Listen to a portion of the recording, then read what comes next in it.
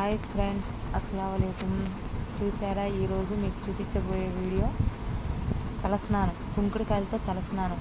మా చిన్నప్పటి నుంచి మా అమ్మగారు కుంకుడుకాయలు మందార బాకుతోనే తలస్నానం చేయించేవారు. ఇదే టిప్పు. ఇప్పుడు దాకా మా జుట్టు ఇంత లావుగా ఉందంటే దానికి కారణం కుంకుడుకాయలే.